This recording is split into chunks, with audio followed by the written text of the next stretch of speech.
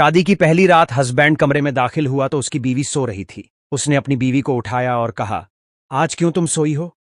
आज हमें वो करना है। यह सुनकर बीवी ने कहा, मैं तुम्हारी कोई रखैल नहीं हूं कि तुम्हारे कहने पर नाचूं। यह कहकर वो सो गई। यह देखकर शौहर रोने लगा। सुबह जब हस्बैंड उठा तो उसने देखा कि उसकी बीवी किसी के साथ फोन पर हंस हंस के बातें कर रही है। बीवी ने उसे देखकर कॉल कट कर दिया। आज रात को हस्बैंड फिर अपनी बीवी के करीब गया तो बीवी ने उसे मना कर दिया और कहा कि मैं तुम्हारी कोई रखैल नहीं हूं।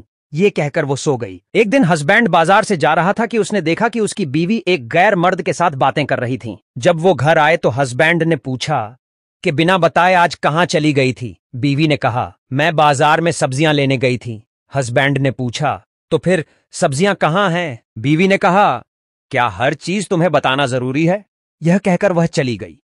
जब बात बहुत ज्यादा बढ़ गई तो हस्बैंड ने उसे तलाक दे दिया। बीवी अपना बोरिया बिस्तरा लेकर सीधा अपने आशिक के घर चली गई और कहा कि मेरे हस्बैंड ने मुझे तलाक दे दिया है, अब हम शादी कर सकते हैं। उसके आशिक ने कहा, मैं तुमसे कोई शादी नहीं करना चाहता था, बल्कि तुम्हारा इस्तेमाल करना चाहता था। औरत को अपनी गलती का एहसास हो गया। वो वापस अपने हस्बैंड के पास आई और माफी मांगने लगी। अब हस्बैंड ने जो किया उसके पहले अगर आप अल्लाह से सच्ची मोहब्बत करते हो तो कमेंट में अल्लाह लिखे और चैनल को सब्सक्राइब करें। हस्बैंड ने उसे थप्पड़ मारकर घर से भगा दिया।